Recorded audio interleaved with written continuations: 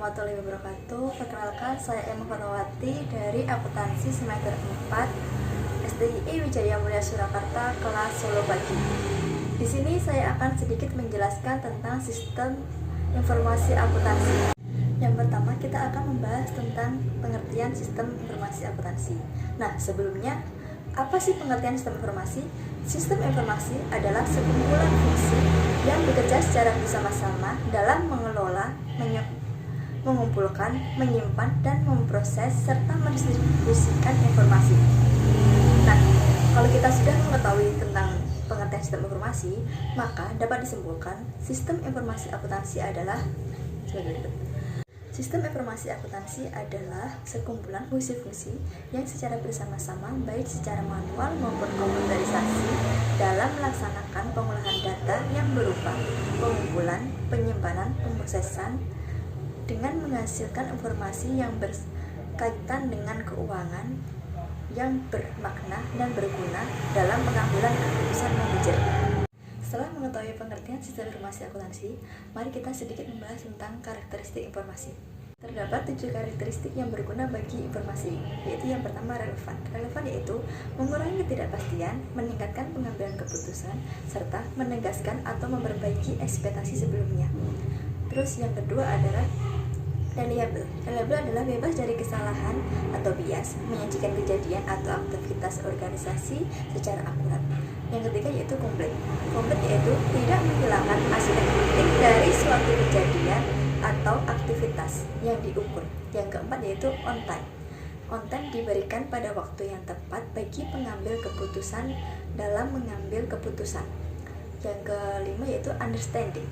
Understanding yaitu disajikan dalam format yang dapat dimengerti dan jelas. Yang keenam yaitu variabel. Variabel yaitu 2 orang yang independen dan berpengetahuan di bidangnya dan masing-masing menghasilkan informasi yang sama. Yang ketujuh yaitu accessible. Accessible yaitu tersedia untuk pengguna ketika mereka membutuhkannya dan dalam format yang dapat digunakan. Setelah karakteristik, mari kita bahas tentang elemen sistem informasi. Elemen informasi dapat dilihat pada gambar berikut ini. Ada orang, perangkat lunak, perangkat keras, dan yang lain sebagainya. Terdapat juga beberapa tipe dari sistem yang dapat dilihat dari tabel berikut ini. Nah, sekarang kita bahas tentang kind of information system and group centers pada piramid berikut ini. Nah, yang paling atas itu ada strategy level atau senior manager, bawahnya ada management level atau middle manager, yang tengah. Terus yang paling bawah itu ada function area. Function area ada sales and marketing, manufacturing, financing, accounting, and human resources. Dapat dilihat pada piramid berikut ini. Faktor yang mempengaruhi esensial yaitu ada 3, yaitu budaya organisasi, strategi organisasi, dan teknologi informasi. Sistem akuntansi dalam perusahaan manufaktur. Unsur sistem akuntansi pokok yaitu adanya dokumen pendukung dan dokumen sumber yang berguna untuk menyusun jurnal. Setelah jurnal disusun, kita dapat melakukan posting ke dalam buku besar dan ke buku besar pembantu. Setelah buku besar pembantu dan buku besar setelah selesai, setelah itu kita dapat menyusun sebuah laporan keuangan yang dibutuhkan dalam pengambilan keputusan dalam organisasi.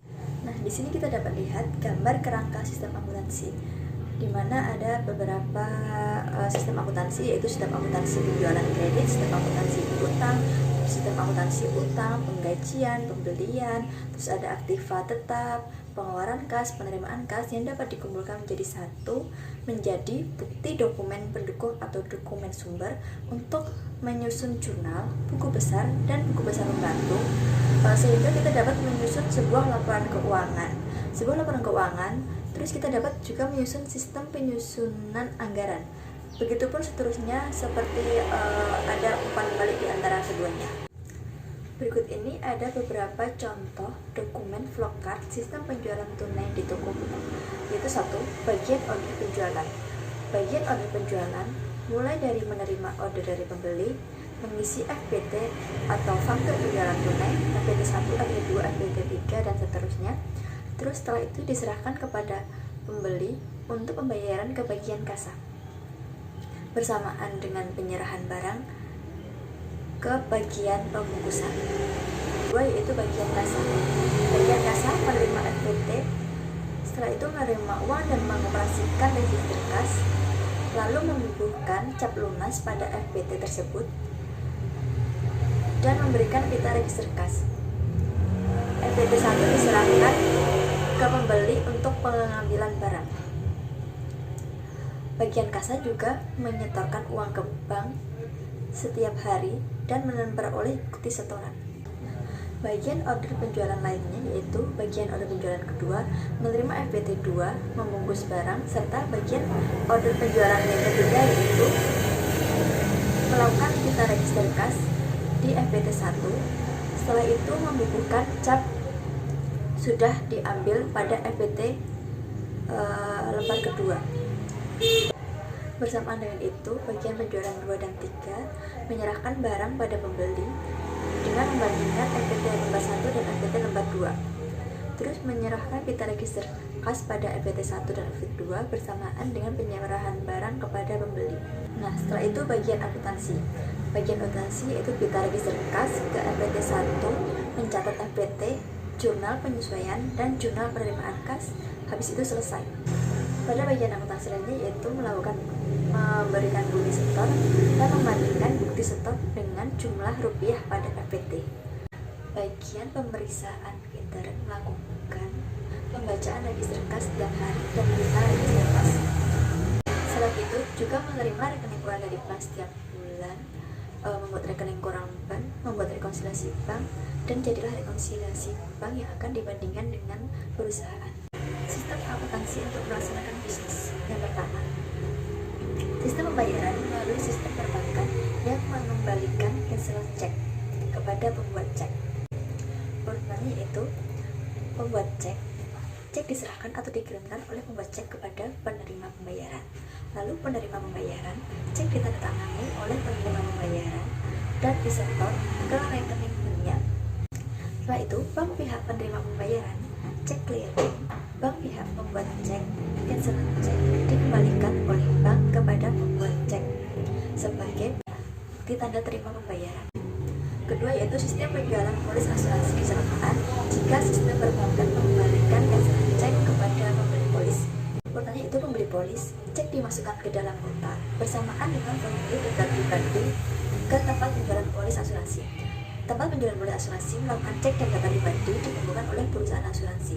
Lalu perusahaan asuransi cek ditandatangani dan disetor ke rekening banknya. Banknya perusahaan asuransi, cek asuransi milik bank pembeli polis asuransi, cancel cek dikembalikan oleh bank kepada pembeli polis asuransi sebagai bukti tanda pembayaran.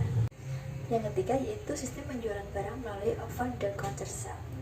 Pembeli memesan barang lewat pramuniaga, pembeli juga membayar harga barang kepada kasar. Lalu pramuniaga menyerahkan barang kepada bagian pembungkusan. Setelah itu pembeli menerima barang yang dibeli. Yang keempat yaitu sistem penjualan barang melalui cash on delivery atau COD. Saya pembeli memesan barang kepada penjual, lalu penjual mengirim barang via kantor pos dengan COD lewat kantor pos pengiriman. Setelah itu kantor pos pengirim mengirim barang ke kantor pos penerima, lalu kantor pos penerima mengirim pemberitahuan adanya COD. Pembeli membayar harga barang ke kantor pos penerima menyerahkan barang kepada pembeli. Kantor pos penerima mengirim uang ke kantor pos pengirim, lalu kantor pos pengirim menyerahkan uang kepada penjual. Yang kelima yaitu sistem penjualan bahan bakar melalui Unlimited Gasoline Station, yaitu pembeli langganan melakukan pembelian bensin dengan menggunakan kartu kredit. Setelah itu komputer mengirimkan data penjualan ke komputer pusat. Secara periodik, kantor pusat mengirimkan tagihan kepada pembeli langganan. Pembeli langganan mengirimkan cek untuk membayar tagihan dari perusahaan penjual bensin tersebut. Yang terakhir yaitu sistem penjualan dengan kartu kredit pemegang. Kartu kredit melakukan pembayaran dengan kartu kredit, mereka menagih ke perusahaan penerbit kartu kredit secara periodik. Terus perusahaan penerbit kartu kredit menagih ke pemegang kartu kredit. Demikian pemaparan presentasi dari saya, kurang lebihnya mohon maaf. Terima kasih telah menyaksikan video ini dan semoga bermanfaat. Wassalamualaikum warahmatullahi wabarakatuh.